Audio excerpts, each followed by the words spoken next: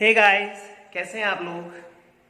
मैं आरिफ मोहम्मद आप सभी का हमारे YouTube चैनल, नाम तो आप जानते ही होंगे, AK सर केमिस्ट्री पे स्वागत करता हूं।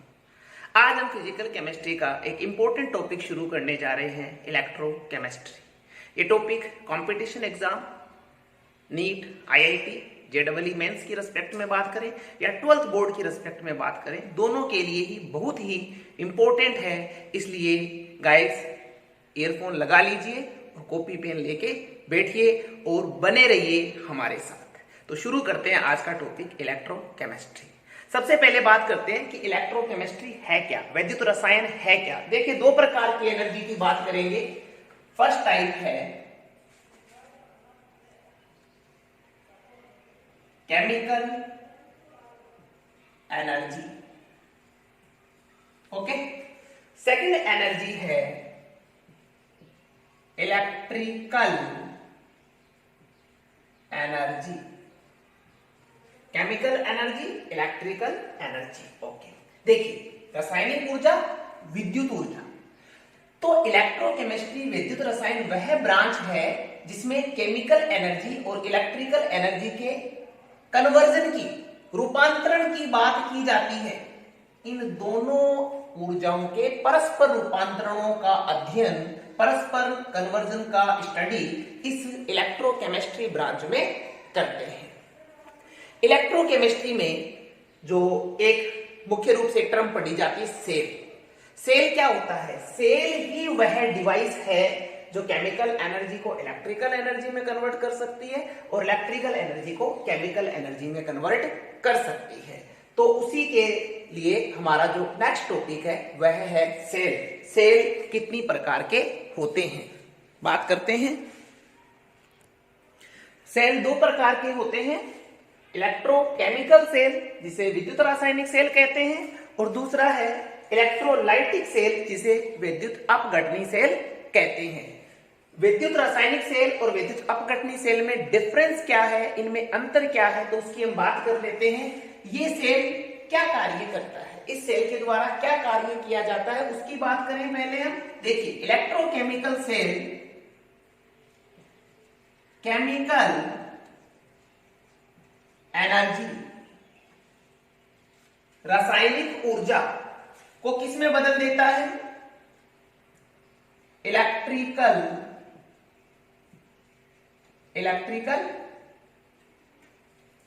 एनर्जी। तो इलेक्ट्रोकेमिकल सेल, विद्युत रासायनिक सेल का कार्य क्या है? What is the work of this cell? Chemical energy को इलेक्ट्रिकल एनर्जी में कन्वर्ट करेगा। केमिकल एनर्जी रासायनिक ऊर्जा,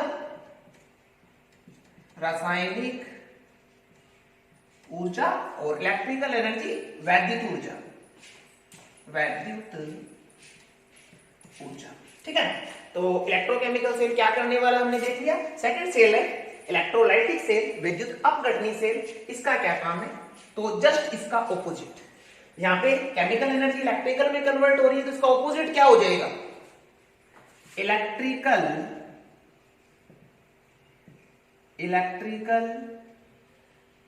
एनर्जी किसमें कन्वर्ट होगी? केमिकल एनर्जी में, केमिकल एनर्जी,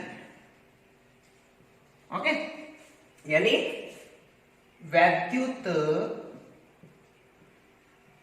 ऊर्जा किसमें कन्वर्ट होगी? रासायनिक ऊर्जा में। That is the basic difference between electrochemical and electrolytic cell. यहां पे क्या हो रहा है? केमिकल एनर्जी इलेक्ट्रिकल एनर्जी में कन्वर्ट करेगा कौन? Electrochemical cell. देखो, इस प्रकार से भी याद रख लेना, इलेक्ट्रोकेमिकल सेल क्या करेगा? केमिकल एनर्जी को इलेक्ट्रिकल एनर्जी में, इस तरफ से यूं याद रखिएगा, केमिकल एनर्जी को किसमें कन्वर्ट करेगा? इलेक्ट्रिक एनर्जी में कन्वर्ट करेगा। इसका जस्ट ऑपोजिट कहां होना है? इलेक्ट्रोलाइटिक सेल में इलेक्ट्रिकल एनर्जी को केमिकल एनर्जी में ये कन्वर्ट करेगा। तो ये दोनों में डिफरेंस होता है, जो मैंने यहाँ पे आपको बता दिया। ध्यान में रखिएगा, एक याद रखिएगा, दूसरा इसका ऑपोजिट होगा, कंफ्यूज होने की कोई जरूरत नहीं है, ठीक है। पहला टॉपिक हम डिस्कस करेंगे यहाँ पे इलेक्ट्रोकेमिकल सेल। इलेक्ट्रोकेमिकल सेल के बारे में बात करेंगे।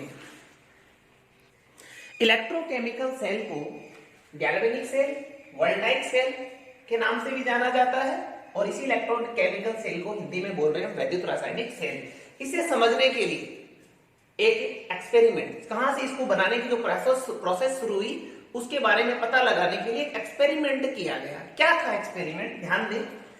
एक पोर्ट ले लिया गया, इस पोर्ट में एक सॉल्यूशन भरा गया। सॉल्यूशन था कॉपर सल्फेट का। कैसा सॉल्यूशन था? एक्वस सॉल्यूशन था, aqueous solution of copper sulphate. और कॉपर सल्फेट का जो एक्वस सॉल्यूशन होता है उसका कलर होता है कैसा? ब्लू। ब्लू कलर का सॉल्यूशन इस पोर्ट में भर लिया गया। इस पोर्ट में एक रोड डिप की गई, एक मेटल की रोड डिप करी गई।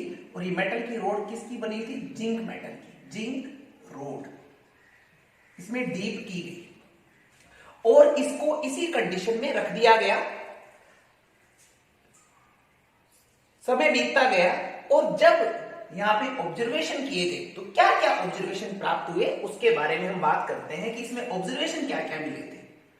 Observation, what is observation? Fraction.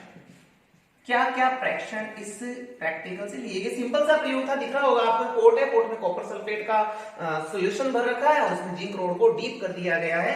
और टाइम बीतने के बाद में क्या क्या ऑब्जर्वेशन यहाँ पे आए उनके बारे में हम बात कर लेते हैं वन बाय वन।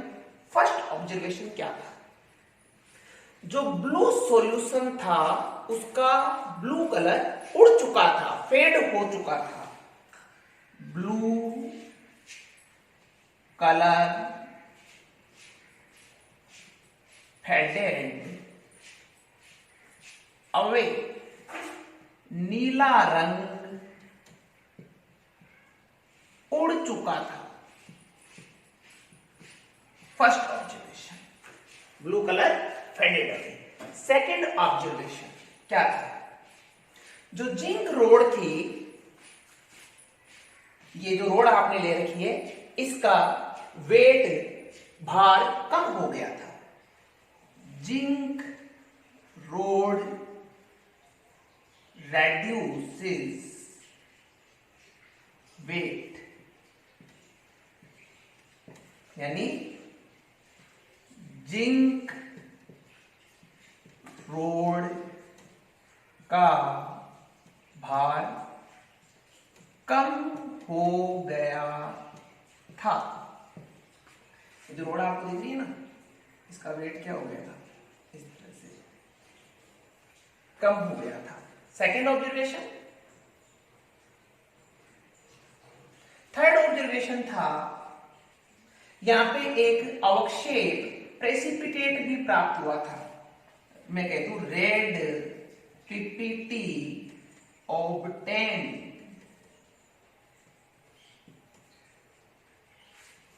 लाल अवक्षेप प्राप्त हुआ। ठीक है। इसके अलावा एक और इंपॉर्टेंट यहां पे ऑब्जर्वेशन था, सॉल्यूशन टेम्परेचर इंक्रीज, यानी विलयन का ताप बढ़ा। ये चार ऑब्जर्वेशन यहां पे लिए गए थे। क्या क्या थे?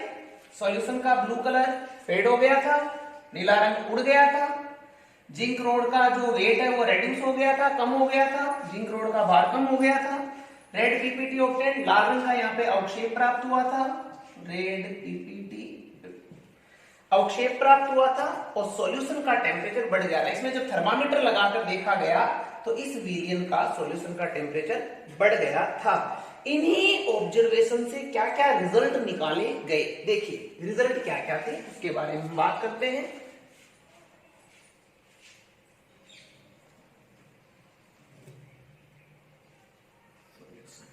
रिजल्ट्स क्या क्या थे?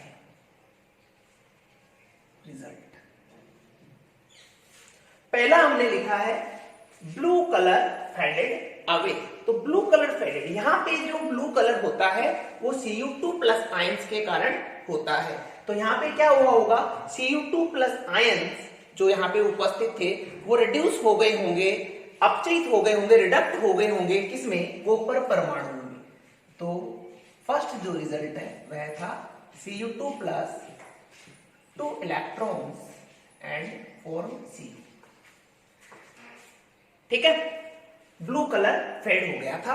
फर्स्ट का हमें यहाँ पे जो रिजल्ट है वो ये निकाला इसके अकॉर्डिंग कि Cu2 प्लस है वो 2 इलेक्ट्रॉन्स एक्सेप्ट करके कॉपर में रिडक्ट हो गया था, अपचयित हो गया था।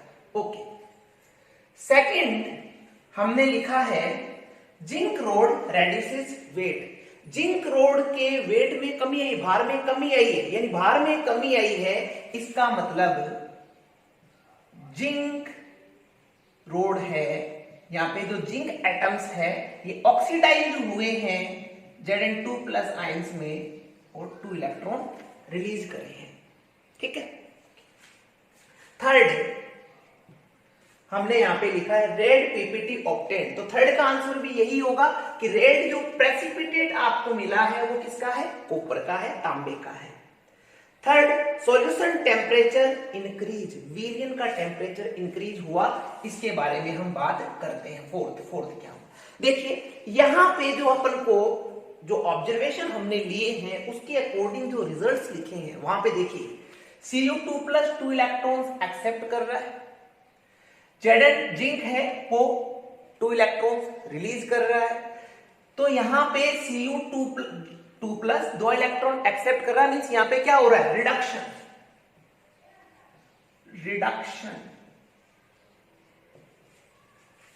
और जिंक 2 इलेक्ट्रॉन्स रिलीज कर रहा है, मींस क्या हो रहा है, ऑक्सीडेशन। रिडक्शन, अपचयन, ऑक्सीडेशन, ऑक्सीकरण। तो देखिए यहां पे दोनों रिएक्शन, ऑक्सीडेशन भी हो रहा है, रिडक्शन भी हो रहा है, मींस ओवरऑल हम क्या बोलते हैं, रेडॉक्स रिएक्शन हो रही है। रेडॉक्स रिएक्शन हो रही है, रेडॉक्स भी कैसा हो रहा है, डायरेक्ट रेडॉक्स रिएक्शन हो रही है। और इस डायरेक्ट रेडॉक्स रिएक्शन के रिजल्टिव ही जो सॉल्यूशन है इसका टेम्परेचर इंक्रीज हो रहा है। सॉल्यूशन जो अपन ने फोर्थ टॉपिक लिखा ना, सॉल्यूशन टेम्परेचर इंक्रीज, विलयन का ताप बढ़ा। क्यों बढ़ा, क्योंकि यहाँ पे डायरेक्ट रेडॉक्स रिएक्शन हो रही है और इसी रेडॉक्स रिएक्शन के रिजल्टिव टेम्परेचर बढ़ा। Temperature is the type of energy, यानी इसकी एनर्जी बढ़ रही है। इसी पूरे के पूरे एक्सपेरिमेंट से एक विचार आया कि अगर इस रिएक्शन से टेम्परेचर इंक्रीज हो सकता है तो इसी टाइप की रिएक्शन से इलेक्ट्रिकल एनर्जी भी प्रोड्यूस की जा सकती है और वहीं से इलेक्ट्रोकेमिकल की सेल की शुरुआत होती है। सिंपल है, कोई ज्यादा कॉम्प्लिकेटेड नहीं है, काम एक ही करना है, समझते हुए चलना है, साथ के साथ लिखते हुए चलना है। आप चाहें तो पॉज करके इसको उतार लीजिए, अदरवाइज आप स्क्रीनशॉट ले लीजिए ताकि बाद में आप इसको राइट डाउन कर पाए। ले लीजिए। यहां पे एक चीज और मेंशन कर दें कि जो हीट रिलीज हुई है वो हीट किसके द्वारा रिलीज की गई, इस डायरेक्ट रेडॉक्स रिएक्शन के द्वारा रिलीज की गई है।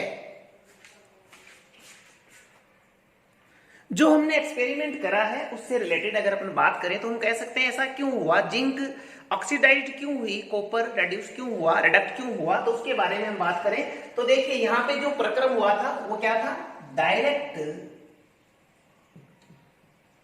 रेडॉक्स, और इसी डायरेक्ट रेडॉक्स के रिजल्टिव क्या रिलीज हुई थी, हीट रिलीज हुई थी। ठीक है, अब ये जो डायरेक्ट रेडॉक्स है इसके लिए जो डेल्टा जी है, गिव्स फ्री एनर्जी है, उसकी वैल्यू होती है 0 से कम यानी नेगेटिव।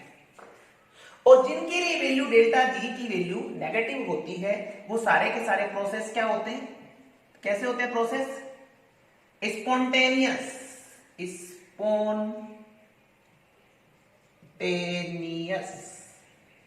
यानी स्वतः प्रेरित, खुद से होने वाले, किसी भी जो एक्सटर्नल जो साधन है उसकी कोई यहां पे नीड नहीं होगी, सेल्फ ही प्रोसेस हो जाएगा। तो डेल्टा जी की वैल्यू यहाँ पे जो प्रोसेस हमने देखा उसके लिए भी क्या थी, नेगेटिव थी, इसलिए वो स्पॉन्टेनियस प्रोसेस है और यहाँ पे होने वाले रेडॉक्स रिएक्शन करवाने की जरूरत नहीं है, अपने आप स्वतः ही हो जाती है। गैल्वेनिक सेल को समझने के लिए हम यहाँ पे एग्जांपल ले रहे हैं डेनियल सेल का, और डेनियल सेल हमने लिया है जिंक कॉपर सेल। और भी सेल्स होते हैं, अदर सेल भी यहाँ पे लिए जा सकते हैं, पर यहाँ पे जो हमें एग्जांपल दिया हुआ है और जो बुक में भी डिटेल स्टडी जिसके बारे में करी हुई है वो ये वाला सेल है। एक बार इसकी प्रोसेस समझने के पश्चात, ऐसा नहीं है कि क्वेश्चन केवल जिंक कॉपर सेल से आता है, अदर सेल से भी पूछा जा सकता है, पर जो मैकेनिज्म है, जो क्रिया इसमें किस प्रकार से होती है उसका एक्सप्लेनेशन हम इसी के रिस्पेक्ट में, जो जिंक कॉपर डेनियल सेल है इसी के रिस्पेक्ट में यहाँ पे बात करेंगे। देखिए इस सेल में होता क्या है, एक पात्र दो पात्र, यहाँ पे दो पात्र लेते हैं। सबसे पहले दो पोर्ट ले लिए, फर्स्ट पोर्ट ये वाला, सेकंड पोर्ट ये वाला। पहला पोर्ट है, इसमें एक विलियन भरते हैं और विलियन भरते हैं जिंक सल्फेट का एक्वस सॉल्यूशन। पहला जो पोर्ट है उसमें क्या भर दिया, जिंक सल्फेट का जलीय विलियन भर दिया इस पोर्ट में। दूसरे पोर्ट में क्या भर दिया, कॉपर सल्फेट का जलीय विलियन। ओके, आपने दो पोर्ट लिए, एक पोर्ट में जिंक सल्फेट का एक्वस सॉल्यूशन, दूसरे में कॉपर सल्फेट का एक्वस सॉल्यूशन। हो गया काम। अब देखिए इस पोर्ट में किसका सॉल्यूशन लिया है, जिंक सल्फेट का, तो यहां पे जो रोड भी रखेंगे वो किसकी होगी, जिंक रोड। ठीक है, इसी प्रकार से यहां पे सॉल्यूशन किसका लिया है, कॉपर सल्फेट का, तो रोड भी किसकी होगी, कॉपर रोड। ओके, इतना काम कर लिया। दो पोर्ट, एक में जिंक सल्फेट का सॉल्यूशन, एक में कॉपर सल्फेट का सॉल्यूशन। जिसमें जिंक सल्फेट का सॉल्यूशन है उसमें जिंक रोड, जिसमें कॉपर सल्फेट का सॉल्यूशन उसमें कॉपर रोड। ठीक है, अब इन दोनों रोड्स को एक तार से, एक कनेक्टिव वायर से हमने जोड़ दिया और बीच में हमने लगा दिया एक गैल्वेनोमीटर। धारामापी। ठीक है, अब देखिए इसके बाद में नेक्स्ट जो हमने काम किया वो यहां पे हमने बीच में आपको दिखाई दे रही होगी एक यू के आकार की एक नली है जिसको कहते हैं साल्ट ब्रिज, नमक वाला पुल, है ना, यही हो गया हिंदी में। इसका बात करेंगे इसके बारे में। तो ये इसका पूरा का पूरा जो सेटिंग है वो हमने यहाँ पे देख ली। एक पात्र, दूसरा पात्र, एक पात्र में जिंक सल्फेट, दूसरे में कॉपर सल्फेट, जिसमें जिंक सल्फेट है उसमें जिंक की रोड, जिसमें कॉपर सल्फेट उसमें कॉपर की रोड। दोनों रोडों को कनेक्टिव वायर संयोजक तार से जोड़ दिया, बीच में लगा दिया गैल्वेनोमीटर, और यहाँ पे दोनों पात्रों को किससे कनेक्ट कर दिया, लवण सेतु, साल्ट ब्रिज से। ओके, अब यहाँ पे जो अपन ने लास्ट एक्सपेरिमेंट करा था वहां जाओ, वहां पे डायरेक्ट रेडॉक्स रिएक्शन हुई थी, हीट रिलीज हुई थी। यहाँ पे भी रेडॉक्स रिएक्शन होगी, पर कैसा रेडॉक्स होगा, इनडायरेक्ट, अप्रत्यक्ष। कैसे होगा बात करेंगे, इनडायरेक्ट रेडॉक्स। तो सबसे पहले आप ये डायग्राम बना लीजिए, फिर आगे इसकी पूरी मैकेनिज्म को समझने की कोशिश करते हैं। यहां पे जो क्रिया होगी उसके लिए भी डेल्टा जी की वैल्यू क्या रहेगी, नेगेटिव, यानी स्पॉन्टेनियस प्रोसेस है। तो यहाँ पे क्या क्या होता है बात करेंगे। देखो सबसे पहले क्या होगा, ये जो आपको जिंक रोड दिखाई दे रही है, इस जिंक रोड पर जो जिंक एटम्स है वो दो इलेक्ट्रॉन यही छोड़कर जो सॉल्यूशन है उसमें किसके रूप में चले जाएंगे, Zn2+ के रूप में कहां चले जाएंगे, सॉल्यूशन में चले जाएंगे। इलेक्ट्रॉन्स कहां रह गए, रोड पर कौन रह गए, इलेक्ट्रॉन रह गए, इसलिए इस रोड की नेचर कैसी होगी, नेगेटिव। रोड की नेचर क्या कहोगे, नेगेटिव कहोगे। ठीक है, अब देखो इस पर जो इलेक्ट्रॉन मुक्त हुए हैं, रिलीज हुए हैं, Zn जिंक क्या करेगा, Zn2+ के रूप में सॉल्यूशन में जाएगा, और यहाँ पे क्या आते जाएंगे, इलेक्ट्रॉन आते जाएंगे। ये इलेक्ट्रॉन इस कनेक्टिव वायर के द्वारा किस तरफ जाएंगे, कॉपर रोड की ओर जाएंगे। इलेक्ट्रॉन्स किस तरफ जा रहे हैं? कॉपर रोड की ओर जा रहे हैं। इलेक्ट्रॉन्स पे कौन सा चार्ज है? Negative charge. कॉपर रोड की ओर जा रहे हैं, इसलिए कॉपर रोड की नेचर को हम क्या बोल दें? Positive. Zinc road negative, copper road positive. Electron कहां आ गए? इस कॉपर रोड पर आ गए। जिंक से तो गए, कॉपर पे गए। ओके, अब देखिए क्या होगा। यहां पे जो कार्य हुआ है, जिंक है वो Zn2 प्लस में कन्वर्ट हुआ है, यानी इस रिएक्शन को हम यूं लिख दें क्या? Zn2 प्लस और 2 इलेक्ट्रॉन। यही काम तो यहां हुआ है। जिंक Zn2 प्लस के रूप में सॉल्यूशन में गया, इलेक्ट्रॉन यहां पे रिलीज हो गए जो कॉपर की ओर जा रहे हैं। अब यहां पे देखो सॉल्यूशन किसका है? कॉपर सल्फेट का। तो कॉपर सल्फेट में कौन है? Cu2 plus. Cu2 प्लस यहां पे जो इलेक्ट्रॉन्स आ रहे हैं, इन इलेक्ट्रॉन को ग्रहण करके क्या बना लेगा? Cu। जिंक Zn2 प्लस बना रहा है, Cu2 प्लस 2 इलेक्ट्रॉन ग्रहण करके कॉपर बना रहा है। ठीक है, तो यहां पे जो जिंक रोड आपने ले रखी है, उस पे होने वाली प्रोसेस को ऑब्जर्व करिए। इलेक्ट्रॉन क्या किए जा रहे हैं? रिलीज हो रहे हैं, यानी क्या हो रहा है? ऑक्सीडेशन। ऑक्सीडेशन, ऑक्सीकरण। और यहां पे इलेक्ट्रॉन एक्सेप्ट किए जा रहे हैं, यानी क्या हो रहा है? अपचयन, रिडक्शन। यहां पे इलेक्ट्रॉन रिलीज कर रहा है, यहां पे इलेक्ट्रॉन एक्सेप्ट कर रहा है। ठीक है, ये है आपके जो डेनियल सेल है, जो जिंक कॉपर सेल है, उस पूरे की व्यवस्था और उस पे होने वाली रिएक्शंस। ओके, अब एक चीज सुनो यहां पे कि जिस इलेक्ट्रोड पर कोई सा भी सेल हो, इलेक्ट्रोकेमिकल और चाहे इलेक्ट्रोलाइटिक हो, एक चीज हमेशा ध्यान रखना, ऑक्सीडेशन हमेशा एनोड पे होता है। ऑक्सीडेशन हमेशा एनोड पे होता है। क्या सर याद नहीं रहता? चलो देखो, इस सेल के लिए अपन पहले से चलन में आया हुआ है, अपन ने तो क्या बनाया है, एक रूड काम में लेते हैं अलोन, ALONE, अलोन। ये बेटा किसी मूवी का नाम नहीं है गाइस, किसी मूवी का नाम नहीं है ये इसके लिए एक अपन ने एक ट्रिक बना ली है याद रखने की।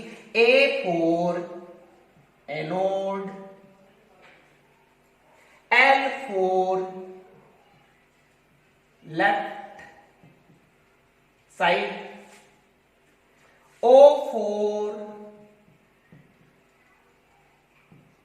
ऑक्सीडेशन, N फॉर नेगेटिव और E for electrode. Anode left side वाला ऑक्सीडेशन हो जिस पर होता है, नेगेटिव प्रकृति का इलेक्ट्रोड है। तो यहां पे जो एनोड है, ये लेफ्ट साइड में लिखा, एक सिस्टम दे रखा अपने को, एनोड को लेफ्ट पे लिखिए। ऑक्सीडेशन हो रहा है, यहां से देखो प्रोसेस बताइए ऑक्सीडेशन, तो क्या ऑक्सीडेशन हो रहा है?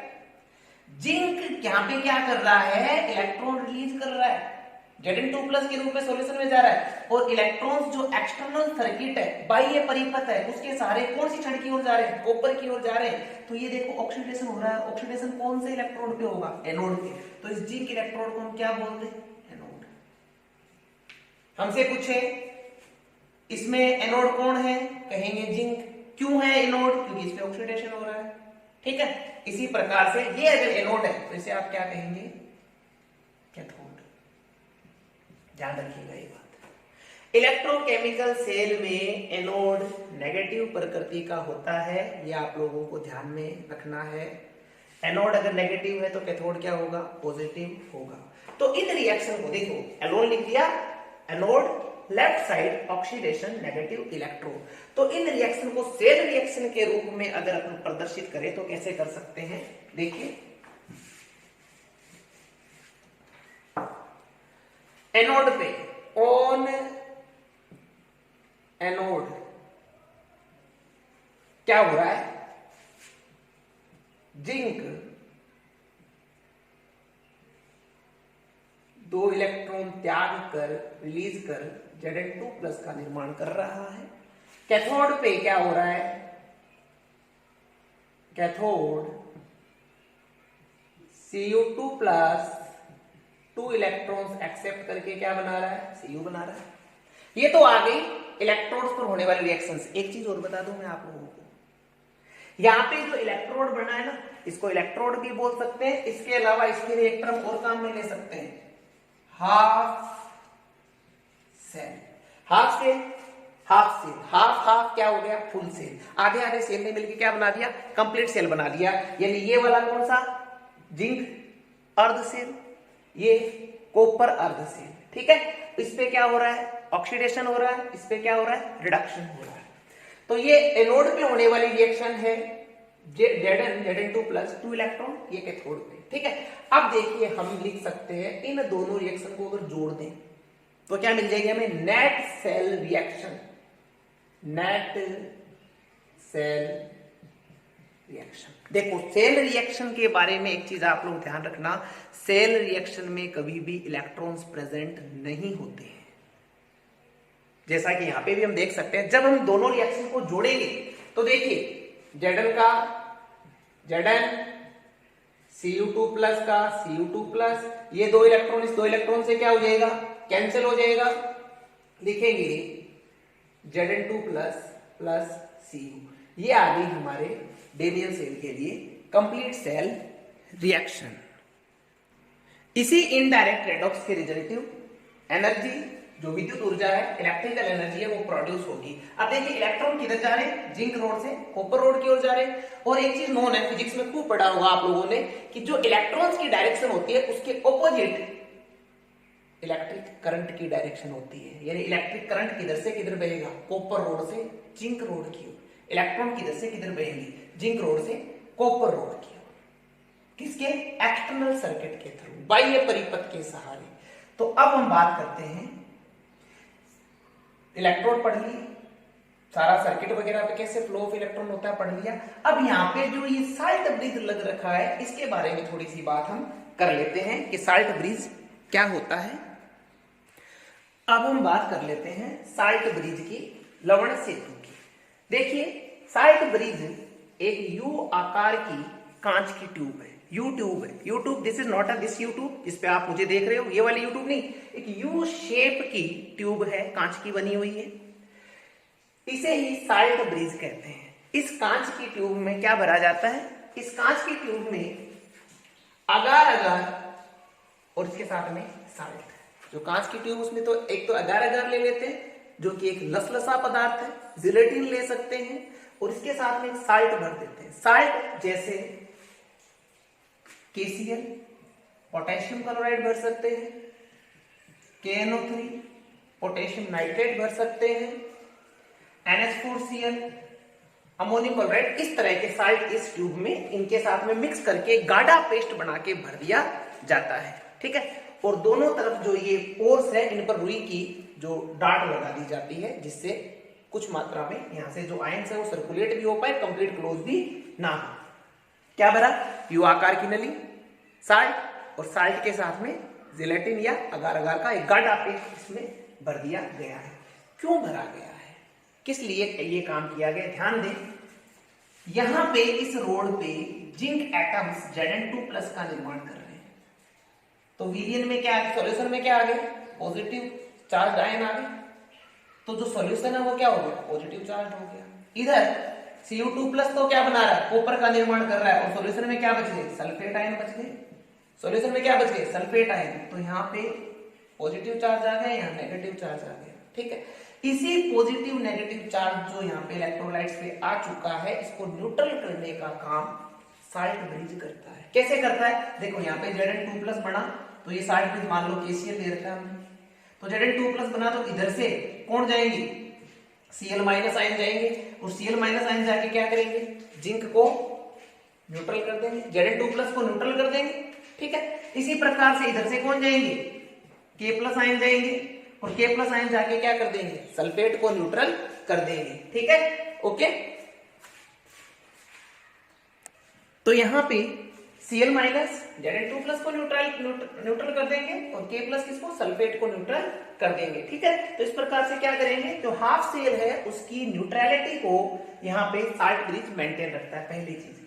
फिर कह रहा है कंप्लीट सर्किट, सर्किट जो यहाँ पे परिपथ बना है, सर्किट बना है, उसको पूरा साल्ट ब्रिज के द्वारा किया जाता है। कैसे किया जाता है, ध्यान दें। देखिए यहाँ पे Zn2 प्लस बन रहे हैं, Zn2 प्लस इकट्ठे हो गए, यहाँ पे सल्फेट इकट्ठे हो गए, तो तो अब जब जिंक इलेक्ट्रॉन रिलीज करेगा तो क्या ये Zn2+ इन इलेक्ट्रॉनों को जाने देंगे, क्योंकि इन पे पॉजिटिव चार्ज, इन पे नेगेटिव, यहीं पे रोक लेंगे, फ्लो ऑफ इलेक्ट्रॉन रुक गया। या यहाँ पे Zn2+ इकट्ठे हो गए तो क्या और Zn2+ को यहाँ पे आने देंगे, क्योंकि सेम चार्ज के कारण एक दूसरे को क्या करेंगे, रिपल करेंगे। रिपल करेंगे तो Zn2+ यहाँ पे नहीं आ पाएंगे और इलेक्ट्रॉन फ्लो नहीं होगा। यानी बाह्य परिपथ जो एक्सटर्नल सर्किट है उसके सहारे जो करंट है उसका फ्लो नहीं होगा, इलेक्ट्रॉनों का फ्लो नहीं होगा। इसलिए साल्ट ब्रिज की प्रेजेंट के कारण ये न्यूट्रलिटी लगातार बनी रहती है और न्यूट्रलिटी बनी हुई है और फ्लो ऑफ इलेक्ट्रॉन कंटिन्यूअस रहता है, इसलिए ये सर्किट को पूरा करता है। एक यहाँ पे वर्ड दिया है minimize liquid liquid junction potential. ये क्या होता है? देखिए सेल अपन प्रैक्टिकली तो इस प्रकार से पढ़ते हैं, इसमें थ्योरेटिकली सॉरी इस प्रकार से पढ़ते हैं। प्रैक्टिकल कंडीशन इसकी क्या होती है? इस प्रकार से एक पोर्ट होता है, इसको बीच में से डिवाइड कर दिया जाता है। ये आपका हाफ सेल, ये दूसरा हाफ सेल। अब इसकी रेस्पेक्ट में इस तरफ यहां पे कौन से आयन कलेक्ट होंगे? पॉजिटिव, और इस तरफ नेगेटिव। इन पॉजिटिव और नेगेटिव आयंस के कारण यहां पे क्या उत्पन्न होगा? जंक्शन। संधि है ना ये, इसलिए क्या बोल दिया? Junction, junction potential, junction potential. और इस जंक्शन पोटेंशियल, इसी संधि विभव को कम करने का काम कौन करेगा? Salt bridge. साल्ट ब्रिज क्या करेगा? इन पॉजिटिव और नेगेटिव आयनों को क्या कर देगा? न्यूट्रल कर देगा, जिससे ये जंक्शन पोटेंशियल कम हो जाएगा। देखिए जंक्शन पोटेंशियल सेल की वोल्टता को कम कर देता है, सेल के वोल्टेज को कम कर देता है। तो इसलिए अगर आप साल्ट ब्रिज यूज करोगे तो यहां पे इस जंक्शन पोटेंशियल के वैल्यू भी क्या होगी? मिनिमाइज हो जाएगी। इसके अलावा जो साल्ट ब्रिज में साल्ट भरा जाता है वो कैसा होना चाहिए? इनर्ट होना चाहिए। ये साल्ट क्या होना चाहिए? इनर्ट, अक्रिय होना चाहिए। अब आप कहोगे पोटेशियम क्लोराइड कहां ये इनर्ट है, ये तो आयनिक कंपाउंड है। देखिए इनर्ट का मतलब यहां पे ये है कि ऐसा न हो कि जो साल्ट ब्रिज में साल्ट भरा हुआ है वो यहां पे इस रोड से या सोल्यूशन इलेक्ट्रोलाइट से रिएक्शन कर ले। अब आप कहोगे रिएक्शन तो हुई है, जैसे क्लोराइड है जिनसे अभिक्रिया करके क्या बना रहा है? ZnCl2 बना रहा है, परंतु ZnCl2 यहां पे जो ZnCl2 बन रहा है, ZnCl2 टूट जाता है और सॉल्यूशन में Zn2+ और 2Cl-4 में रहता है। तो यहाँ पे ये इनर्ट वर्ड यूज कर रहे हैं, तो इसका मतलब ये नहीं कि अक्रिय, क्रिया तो कर रहा है परंतु इनर्ट कैसे? ZnCl2 यदि क्रिया करके यहाँ पेंदे में बैठ जाता, यदि ये क्लोराइड इस जिंक को इसमें डुबा देता, डीप कर देता, इसको पेंदे में बिठा देता, यानी अवक्षेपित कर देता, तो यहाँ पे ये सेल रिएक्शन में एक बैरियर, एक बाधा उत्पन्न कर देता। तो ऐसा नहीं होना चाहिए कि आपने लवण सेतु में जो साल्ट भर रखा है वो इलेक्ट्रोलाइट को प्रेसिपिटेट कर दे, अवक्षेपित कर दे। ठीक है। इसके अलावा जो यहाँ पे आपके पॉजिटिव और नेगेटिव चार्ज जो आयन है उनका प्रवाह समान होना चाहिए, मोबिलिटी समान होनी चाहिए, प्रवाह समान होना चाहिए। ऐसा नहीं होना चाहिए कि एक तो न्यूट्रल करने के लिए पहुंच गया और दूसरा बेटा वेट कर रहा है कि मैं क्यों जाऊं, तू चला जा। नहीं, ऐसा नहीं होना चाहिए। जैसे क्लोराइड्स अगर जा रहे हैं तो पोटेशियम भी जो समान मोबिलिटी के साथ इस वाले विद्युत अपघट्य को न्यूट्रल करने के लिए पहुंचने चाहिए। यह है आपका डेनियल सेल। आगे एक छोटा सा टॉपिक और डिस्कस करते हैं जो कि है सेल का निरूपण। देख लीजिए इसको एक बार, सिंपल है, कोई ज्यादा कॉम्प्लिकेटेड नहीं है और महत्वपूर्ण इंपॉर्टेंट है। डेनियल सेल का निरूपण किस प्रकार से किया जाता है? देखिए हमने रोड किसकी ली थी? जिंक की। रोड क्या थी? सॉलिड थी। किसमें डीप करी थी? जिंक सल्फेट में, Zn2+ में। Zn2+ क्या था? एक्वस था। इस तरफ क्या था? Cu2+ सॉल्यूशन था। कैसा था? एक्वस था। और इसमें रोड किसकी डीप करी थी? कॉपर की, जो कि क्या थी? सॉलिड थी। इन दोनों हाफ सेल को किससे जोड़ा था? साल्ट ब्रिज से, लवण सेतु से जोड़ा था। तो ये है डेनियल सेल का पूरा निरूपण, रिप्रेजेंटेशन। और यहाँ पे देखिए जो एनोड है इसको हमने कहा लिखा है? लेफ्ट हैंड साइड में लिखा है। और कैथोड को किधर लिखा है? राइट हैंड साइड में लिखा है। इसी सेल में कई बार क्या होता है? कंसंट्रेशन भी शो करते हैं। जैसे आइडियल कंडीशन होती है उसमें अपन इसको इस प्रकार से शो कर सकते हैं, जिंक सॉलिड Zn2+ एक्वस, और यहाँ पे इसकी कॉन्सेंट्रेशन भी लिख देते हैं 1 मोलर। मोलैरिटी कितनी ले लेते हैं? 1 molar. Cu2+ aqueous Cu solid. तो ये है डेनियल सेल का रिप्रेजेंटेशन, निरूपण। इसको कितना लेंगे? 1 मोलर, सॉरी यहाँ पे 1 मोलर भी शो करेंगे कॉन्सेंट्रेशन Cu सॉलिड। ठीक है, तो गाइस आज की क्लास में बस इतना ही। नेक्स्ट क्लास में फिर मिलेंगे, तब तक खूब पढ़िए, खूब मेहनत करिए, एक एक चीज को समझते हुए चलिए। जहां भी प्रॉब्लम आती है कमेंट करके जरूर बताइए। Wish you all the best. मिलते हैं नेक्स्ट क्लास में। Thank you very much.